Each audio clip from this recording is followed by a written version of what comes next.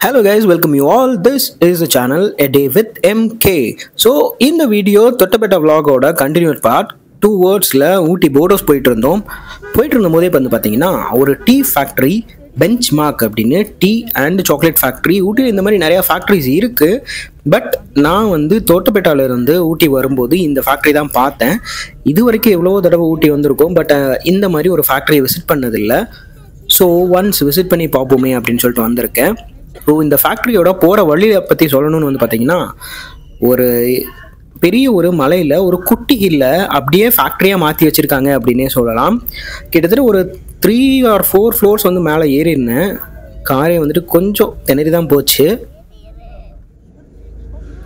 ஒரு 3 to 4 ஃப்ளோர்ஸ்ன்னு நினைக்கிறேன் இந்த ஃபேக்ட்ரியில் இருக்குது. ஸோ வாங்க நம்ம வண்டியை பார்க் பண்ணிட்டு அப்படியே ஃபேக்ட்ரிக்குள்ளே போய் பார்க்கலாம். ஃபேக்ட்ரியில் வண்டியை பார்க் பண்ணிவிட்டு அப்படியே ஃபேக்ட்ரிக்குள்ளே என்ட்ரு ஆக ஆரம்பிச்சிட்டோம். இங்கே வந்து நமக்கு பார்க்கிங் சார்ஜஸ் எதுவும் வாங்கலை. ஸோ வண்டியை அப்படியே ஃபேக்ட்ரியோட பார்க்கிங்கில் பார்க் பண்ணிட்டு உள்ளே என்ட்ரி ஆக ஆரம்பிச்சிட்டோம். இங்கே ஒரு ஆளுக்கு 30 rupees என்ட்ரி டிக்கெட்டில் சார்ஜ் பண்ணுறாங்க. ஸோ 3 மெம்பர்ஸ்க்கு 90 rupees கொடுத்து டிக்கெட் வாங்கிட்டேன்.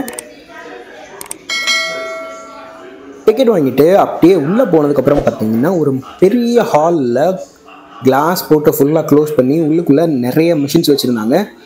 ஸோ சாக்லேட்ஸ் எப்படியெல்லாம் மேனுஃபேக்சரிங் பண்ணுறாங்க, என்னென்ன ப்ராசஸ் இருக்குது அண்ட் என்னென்ன விதமான மிஷின்ஸ் யூஸ் பண்ணுறாங்க அப்படின்றத நமக்கு டிஸ்பிளே பண்ணுறதுக்காக தான் ஃபஸ்ட்டு எடுத்தோன்னே என்ட்ரன்ஸில் இந்த மாதிரியான ஒரு செட்டப் வச்சுருந்தாங்க. பார்க்குறதுக்கு நல்லா இருந்தது. பட் நாங்கள் போன சமயத்தில் ப்ராசஸிங் வந்து இந்த மிஷின்ஸில் வந்து எந்த ப்ராசஸும் நடக்கலை. சாக்லேட் சாம்பிள்ஸ் வச்சுருந்தாங்க.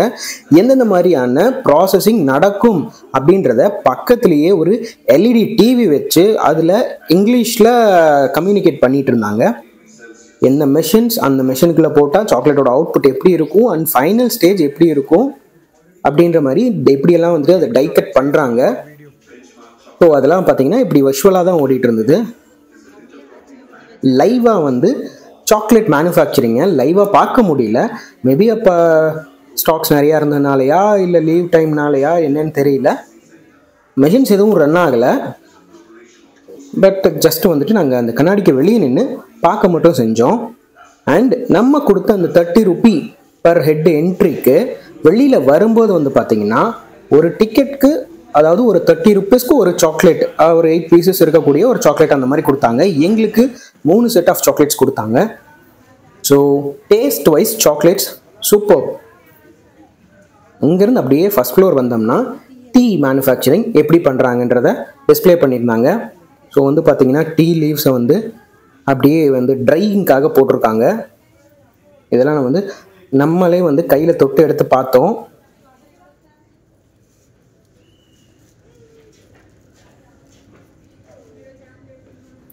டீ லீவ்ஸை பார்த்து முடிச்சோன்னு வந்து பார்த்தீங்கன்னா அகெயின் ஒரு ticket per head 10 rupees charge பண்ணி டீ மேனுஃபேக்சரிங் யூனிட்டுக்கு அனுப்புனாங்க. என்னடா இது ஒரே ஃபேக்ட்ரியில் 2 என்ட்ரி சார்ஜஸ் வாங்குறாங்களேன்னு பார்த்தேன்.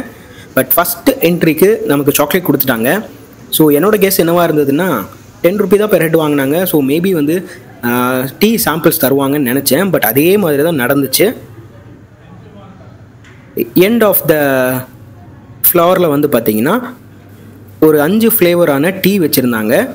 டிக்கெட்ஸ் கொடுத்து நம்ம எவ்வளோ என்ட்ரி போட்டிருக்கோமோ ஸோ அதுக்கு தகுந்த மாதிரி ஆளுக்கு ஒரு டீ சாம்பிள் வாங்கிக்கலாம்.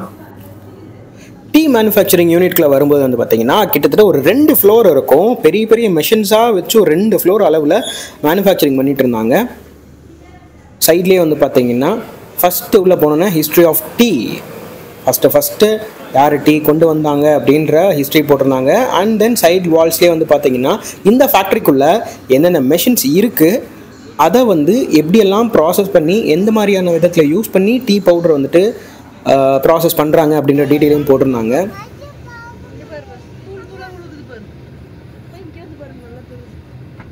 பச்சையாக இருக்கிறத அடித்து இந்த மாதிரி ஆச்சுன்னா காயறதுக்கு ஈஸியாக இருக்கும். சாக்லேட் ஃபேக்ட்ரியில் எந்த மிஷின்ஸும் ரன் ஆகலை.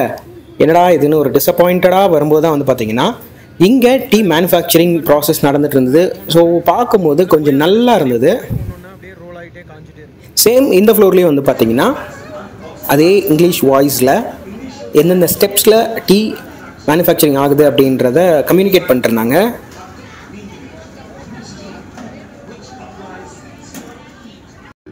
அண்ட் அப்படியே ஃபைனலி வந்து பார்த்தீங்கன்னா நான் சொன்ன மாதிரியே 3 cups of tea, sample chocolate, sample tea எல்லாம் குடிச்சு முடிச்சுட்டு வரும்போது வந்து பார்த்தீங்கன்னா தான் எக்ஸிட் வழியை சேல் கவுண்டர் வழியை வச்சுருந்தாங்க. டவுன் கீழே இறங்கி வந்தோடனே டீ மேனுஃபேக்சரிங்க்கு அடுத்தது இந்த ஃபேக்ட்ரியில் மேனுஃபேக்சரிங்கான வெரைட்டி ஆஃப் டீ பவுடர்ஸ் சேல்ஸுக்கு வச்சுருந்தாங்க. அப்படியே நாங்கள் கவுண்டரில் உள்ளே வந்து என்னென்ன வெரைட்டிஸ் இருக்குது, என்ன ப்ரைஸஸ் சார்ஜ் பண்ணுறாங்கன்னு சொல்லிட்டு வந்தோம். ஐ திங்க் 1/2 kg வந்து நாங்கள் வாங்கினது 200 rupeesன்னு நினைக்கிறேன். 200 or 240 அந்த ப்ரைஸில் வாங்கினேன்.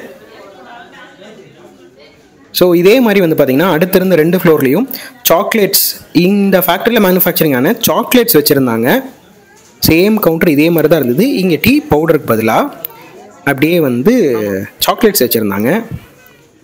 இந்த பில்டிங்கில் இதே மாதிரி ஒவ்வொரு ஃப்ளோர்லேயும் சேம் செட்டப்பில் சேல் கவுண்டர்ஸ் வச்சுருந்தாங்க. இந்த ஃப்ளோரில் டீ சேல்ஸ், ஸோ இதுக்கும் கீழ் ஃப்ளோரில் இதே மாதிரி செட்டப்பில் இந்த ஃபேக்ட்ரியில் மேனுஃபேக்சரிங் ஆகிருந்த சாக்லேட்ஸ் அண்ட் அதுக்கும் கீழே ஸ்வீட்ஸ் அண்ட் டிசர்ட்ஸ். ஃபைனலி நம்ம வெளியில் போகும்போது வந்து பார்த்திங்கன்னா ஒரு பிராண்டட் ஷோரூம் அண்ட் ஒரு ரெஸ்டாரண்ட்டும் இருந்தது.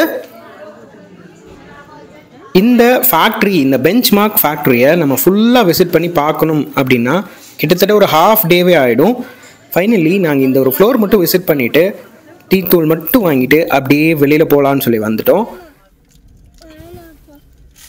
ஃபேக்ட்ரியிலேருந்து மேலே வரும்போது வந்து பார்த்திங்கன்னா ரோடு மட்டுமே பார்த்துட்டு வந்துட்டு இருந்தோம். ஸோ அப்படியே கீழே இறங்கும்போது வந்து பார்த்திங்கன்னா தான் எவ்வளோ க்ரௌட் இருக்குது அப்படின்றதையே பார்க்க முடிஞ்சுது. இப்போ தெரியும் பாருங்கள், இந்த ரோடு வந்து நான் ஏன் வந்து இந்த ஃபேக்ட்ரி ஒரு மலையவே ஃபேக்ட்ரியாக மாற்றி வச்சுருக்காங்கன்னு சொன்னேன்னு. ஃபேக்ட்ரியிலேருந்து கீழே இறங்க இடத்துலேயே ஆப்போசிட்டில் பார்த்தீங்கன்னா சிட்டி வியூவே தெரிகிற மாதிரி இருக்குது.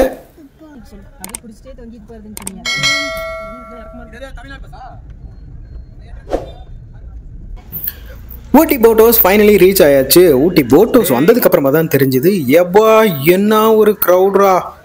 காரை பார்க் பண்ணுறதுக்கு சுத்தமாக இடமே இல்லை. வர வழியெல்லாம் பார்க் பண்ணி வச்சுருக்காங்க காரு. எந்த வண்டியும் வெளியே போகிற மாதிரியே இல்லை. ஒரு வழியாக பார்க் பண்ணி டிக்கெட் எடுத்துகிட்டு உள்ளே போக ஆரம்பிச்சிட்டோம்.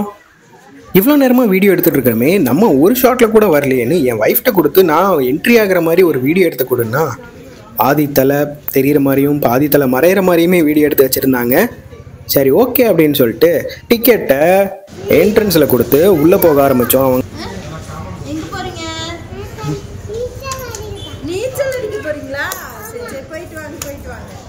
அடிக்கடி இவனை தண்ணி இருக்கிற பிளேஸுக்கு கூட்டிகிட்டு போனது ரொம்ப தப்பாக போச்சு. எங்கே தண்ணி பார்த்தாலும் நீச்சல் அடிக்க போகிறேன்னு சொல்லிட்டு கிளம்பிட்டான். போட் ஹவுஸ் உள்ள என்ட்ரி ஆனதுமே main thing of the boat house, நம்ம எந்த போட்டில் ட்ராவல் பண்ண போகிறோம், அதுக்கு எவ்வளோ சார்ஜஸ், அதுக்கு எவ்வளோ டைம், எவ்வளோ டெபாசிட் கட்டணும் அப்படின்ற மாதிரியான டீட்டெயில்ஸ் வச்சுருந்தாங்க. அண்ட் அந்த போர்டுக்கு பின்னாடியே டிக்கெட் கவுண்டரும் இருந்தது. நம்ம போட்டில் ட்ராவல் பண்ணுற மாதிரி இருந்தால் இங்கே டிக்கெட் கவுண்டரில் டிக்கெட் எடுத்துகிட்டு அப்படியே நம்ம போட்டிங் போகிற இடத்துக்கு போகலாம். ஆனால் என் கூட வந்த 2 பேருமே போட்டிங் வேண்டாம், சிவகாமி ஜோசியம் தண்ணியில் கண்டம் சொல்லி என்னையும் சேர்ந்து போக விடாமல் பண்ணிட்டாங்க. சரின்னு உள்ளே வந்தோன்னு பார்த்தீங்கன்னா லெஃப்ட் சைடு சின்னதாக ஒரு ஃபுட் கோர்ட் அண்ட் அது பக்கத்துலேயே கேம் பிளேயிங் ஜோன் ஒன்று இருந்தது. போட்டில் தான் போகல, சரி உள்ளே என்ன கேம்ஸ் இருக்குது, எதையாவது விளையாட முடியுமான்னு சொல்லிட்டு போகலான்னு உள்ளே வந்தேன்.